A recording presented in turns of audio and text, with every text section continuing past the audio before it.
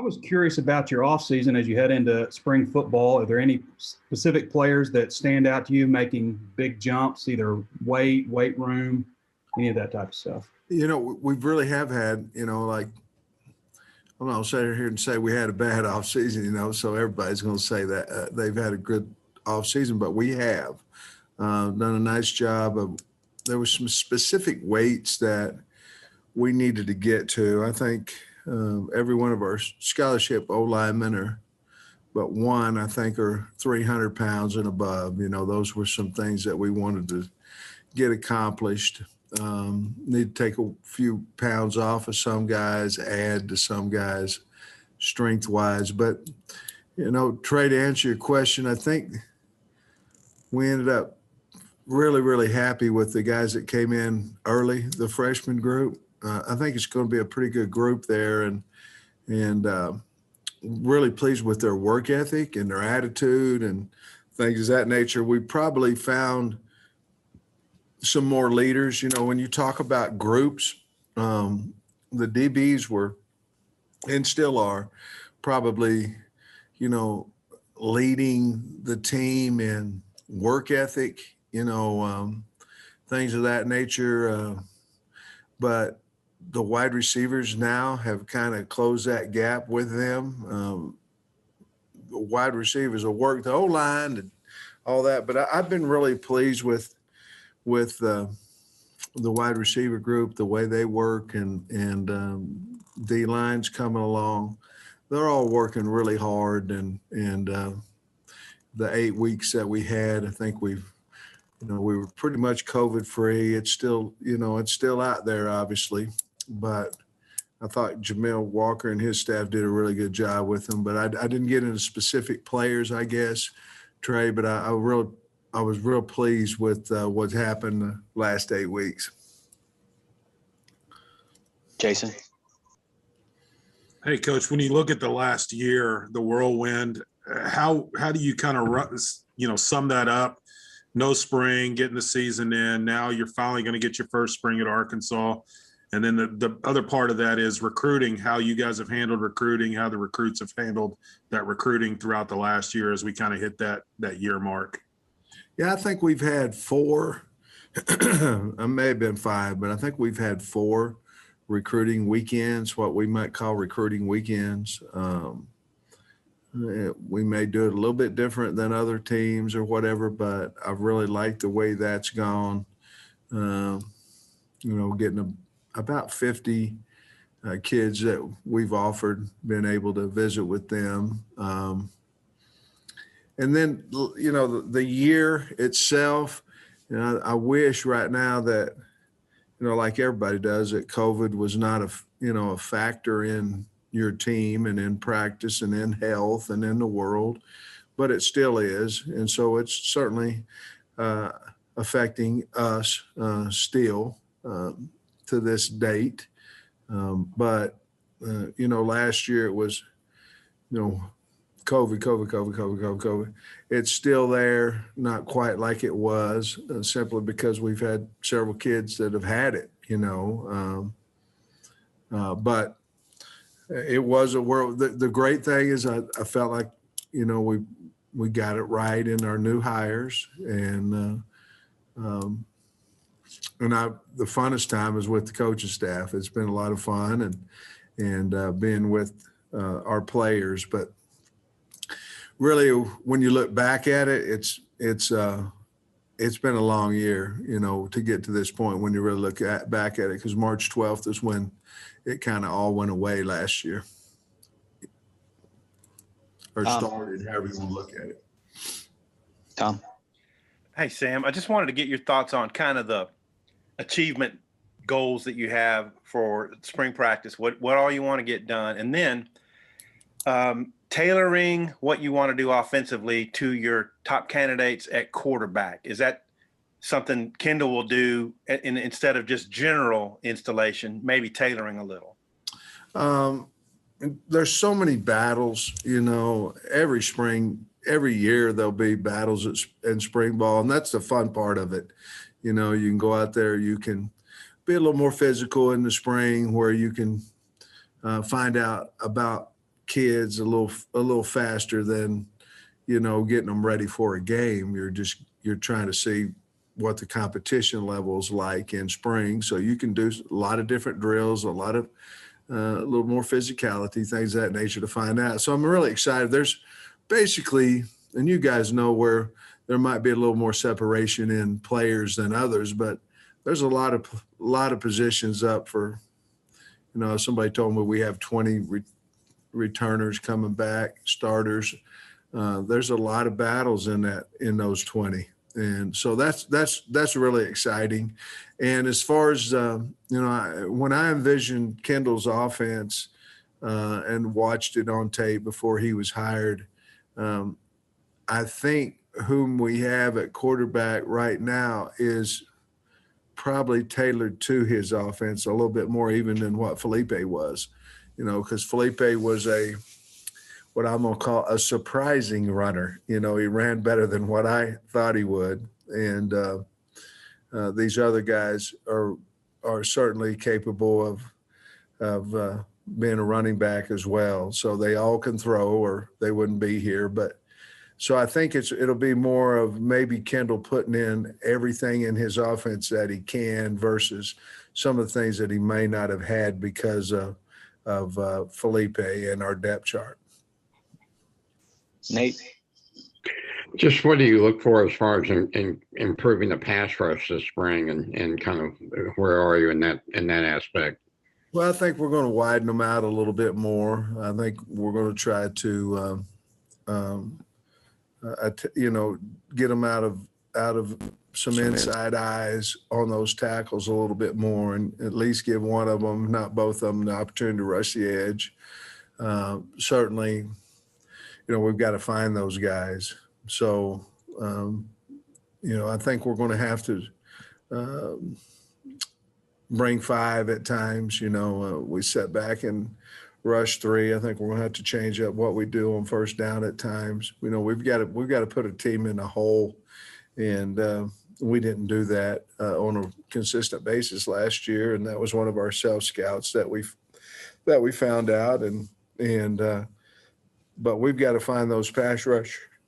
They've been working extremely hard, and we should have we've got guys on the team that can rush the passer. We just got to give them a little bit better of a chance and widen them out a little bit and let them go one-on-one with tackles instead of getting chip help from the guards and all those things. Just put ourselves a little bit better chance of one-on-ones and certainly rush 5, maybe 6. But in order to do that, we've got to get better at man coverage as well.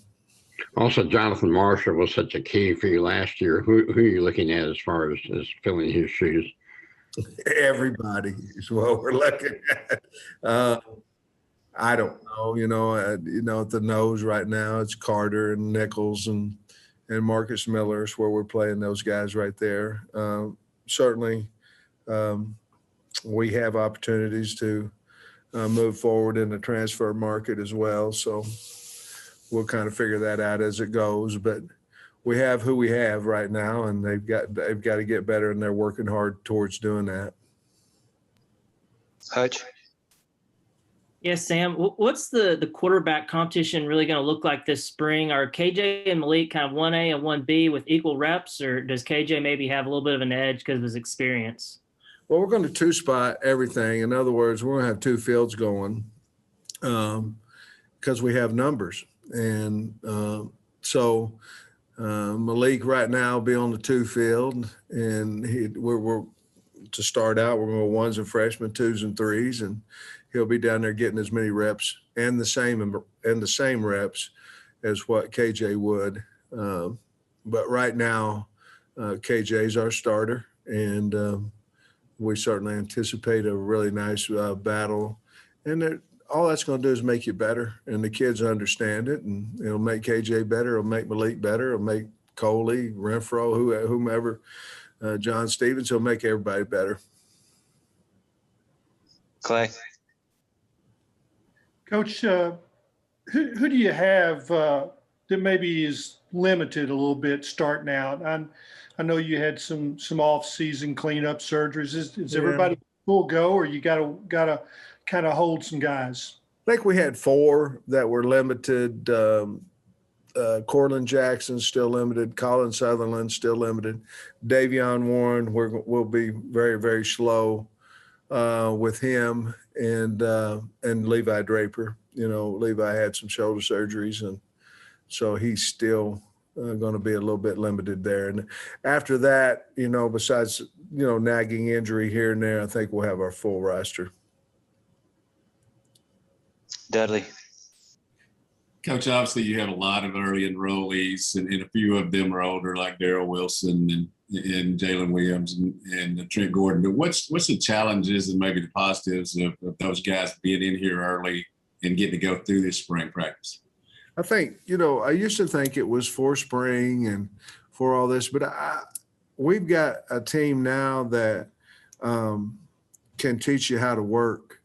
And I mean, if you walk into our DB group right now and you're not willing to work, you're going to stick out. And I think that's how to get how to be a blue collar team, the work ethic we have, the attitude that we have right now. I think those are the keys, like for the D line, like Jalen and Trent and those guys that came in. I think just learning how we do things here is very beneficial. Certainly spring ball is going to benefit them as well. But I think just who we are and how we approach our day, I think is a big deal for those young kids and for the transfers to come in and learn. Jacob. Sam, going into year 2 for you personally, how much more of a comfort level is it to you know, already have that year down and have all these players now that, you know, are returning and know the system? Well, I know everybody on the team. You know, that's a positive. You asked me a question. My biggest fear last year is you guys are going to ask me about somebody I have no clue who he was, you know. But you were very kind and didn't do that. But, no, I think it's you know more about them. In other words, let's say this. A year ago, we were guessing about what position to put a kid. And now we had a lengthy meeting about, hey, is this guy really, is he our 5th DB? Is he our 6th DB? Well, then I don't know that we can keep him just in one spot. Let's go pick on that guy to see if he can beat him out. Let's pick on that guy to see if he can beat him out. And so I think we've learned that last year, because of COVID, injuries, opt-out, we end up using different kids a lot at the game. And we were ready for that because of the way that we practiced and we two-spotted and we moved kids. Every kid has the right to start, but I think this year it's just better because we know what they are at such and such position.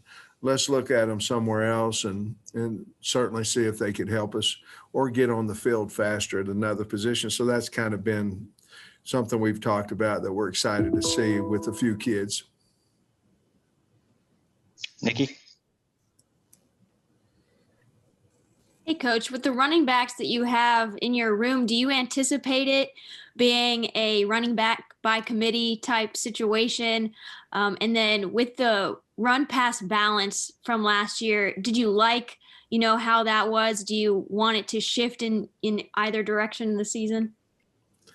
Well, first of all, with the running backs, we're trying to find the guy. You know, obviously, we were talking about it the other day. We have a lot of kids that are very similar, you know, with Oglesby and Traylon and TJ. You know, they're all, you know, smaller, quick, shifty, fast guys. We need to find a big back, you know, and so, you know, we have moved Rocket Sanders to running back, and you know, of course, Dominique's in there as well. But because of the way we're doing it, with Javion Hunt come in, and because of the way we're doing it, I think they're going to get plenty of reps, you know, and we'll be able to find it. But we're looking for that. We're looking for that guy. And then if we can't find that guy, a lot of times, Nikki, if you have 3 or 4 good ones, you don't have one good one, you know. So we're trying to look for that guy. And obviously Smith has earned that spot to this point, and and we're going to let him go and see if he can continue to improve on what he's done this far. I don't know. You had another question, I thought, but. Yeah, the run pass split. Oh yeah, to be honest with you, I sure would like to. We're on 3rd and short. We threw the ball more than what we would like to. I believe that our first down of getting 4 yards or more, turn around and hand the ball off is big for us. I think we played behind the chains too much last year, and we weren't confident. Evidently, we weren't confident enough in our kids that we could turn around and hand the ball off on 3rd and 2 and 3rd and 3 and get the first down. So I don't know about percentages. I think they'll go up because we've got to come out of spring ball with the ability to think that we can run the football. And then after that, and that could be a quarterback run as well. But I think we have to do a better job of running the football, and that takes us out of those 3rd down situations where we either didn't protect it well enough, we didn't find the open receiver, or we couldn't get open, one or the other. Sacks have a lot to do with a lot of people, but we've got to trim that number down as well. And how you do it is winning first down, run or pass, but I think we have to certainly do a better job percentage-wise when we hand the ball off. Scotty. Hey, Coach, my question was about running backs too. What did they show you, maybe work-wise, development-wise, in training lately and since the season ended? Yeah, I think they all they're getting bigger. The ones that are getting big, we want to dominate to get smaller, lose a little weight. But they've got a good work ethic, including Javion Hunt, who came in, at Christmas or in January. But I like Oglesby. I liked Oglesby before he got hurt. He got hurt in that first scrimmage, and he's come back strong. We're figuring all that stuff out between track and us and all those things in the spring. But I like him. I like Sanders a lot. Rocket Sanders. Now, he never carried the ball, and he's never got tackled, never got hit here yet. So we've got to find that out here, and we will pretty fast. But I like Sanders back there because he's a big back that's a very physical guy. So TJ Hammond, we found out, was much more productive than, in our self-scout. When he had the ball in his hands, he was very productive later on in the season. And so we got to get the ball to him a little bit. All right, we got time for a few more. Let me know if you've got more in the chat. Trey. Yeah, Coach, you talked about some position changes at running back with TJ and Rocket. I was curious if there were any other, whether it's a major change, tight end to D end, or just a shift like safety to corner or something like that. Yeah. I don't see it. I'm looking up here at my board. I don't see it in the linebacker. We're messing with Zymos a little bit as a safety. Maybe that would help him as a nickel, get him out of the box. But the rest of the guys, the D-line, not really too much change there in the backfield. I'll tell you guys look good for us this offseason. Simeon Blair, he's looked really good. He's doing some real nice things back there, but not really there at the O-line. Our plan is to play Shane Clinton a little bit more at center. Try to take a little bit of pressure of the combination of Ty Clary playing guard and center a little bit. Maybe let him develop a little bit better at guard for us. But we've got to find a 2 center, and obviously Ty can do it. But I really would like to find a 2 center that can just sit there and be that guy. So we're going to look at Shane there and see how that works out. I like Crawford, the young transfer.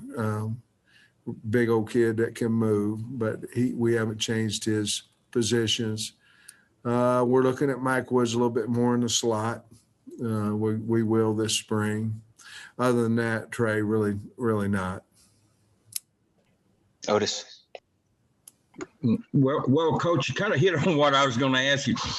With Noah Gatlin retiring, how much can is Crawford someone that might can help you there at that right tackle spot? I know you got Dalton Wagner, but Well, yeah, I mean, I think so. I mean, we certainly wouldn't have went out to get him if we didn't think that he could be the future. How fast the future is depends on how fast he learns the offense because he's very, very talented. But Dalton, obviously it was a bad, not a bad, sad situation with Noah. He just, the concussions and things of that nature, and we certainly understand that, and we hated for him to have to retire from football, and he hated it, but we're going to get him in here. He's going to help us coach and things of that nature. So certainly understand it, but it was a sad day because he's a really good kid and a good football player. Tom? Sam, a couple times you've referenced the leadership with the DB, so I'm assuming that Catalon and maybe Buster Brown are those voices. Could you speak to why that's such a strength in leadership? And then I have one more after that. I think a little bit of, excuse me, if all of them's coming back, I think that's a little bit of it. I think the way they're coached, they have two coaches back there between the five of them, and I think with Barry being a coordinator, I think they feel a little more comfortable. They're with him all the time of speaking out and sharing his message. But you got Bishop and Cat and Blair, and I mean there's a lot of them. I think that's where your battle is really. Over there, they're too deep, pretty strong.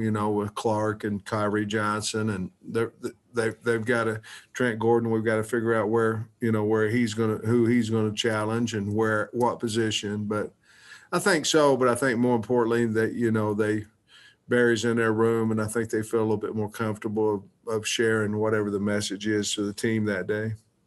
Okay, and then on offense, we know Mike Woods has been vocal, maybe Traylon a little bit, but what about KJ? Do you think he's got the kind of traits to be a great team leader? Yeah, I mean, I do. Team believes in him, and heck, I believe in him. But he's done a nice job. Again, his work ethic has been leadership in itself, and he's becoming more vocal.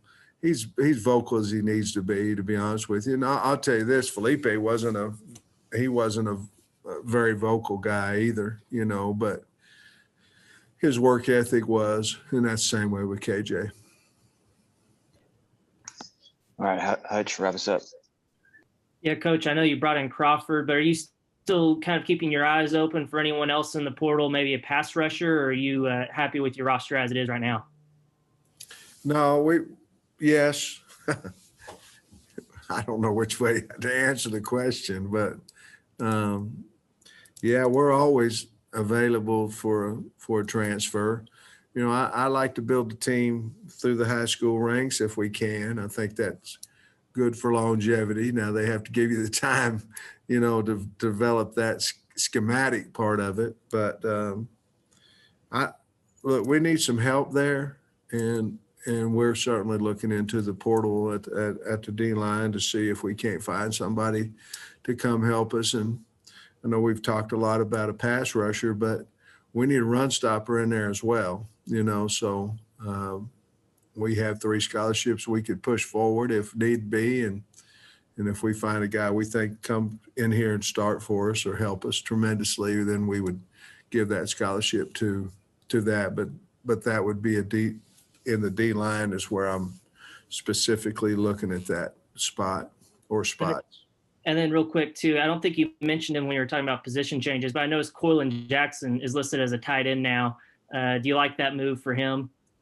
He wanted to do it, and I was all happy for him to do it. We haven't really seen enough out of him, to be honest with you, Hutch, to figure it all out yet. He's still injured. He probably won't do much in spring. So he's getting bigger. We said, if you're going to be a tight end, you have to gain some weight. He wanted to do it. I was more than happy to move him over there, but we just haven't seen enough to figure it out yet. He's been kind of hurt ever since I've been here.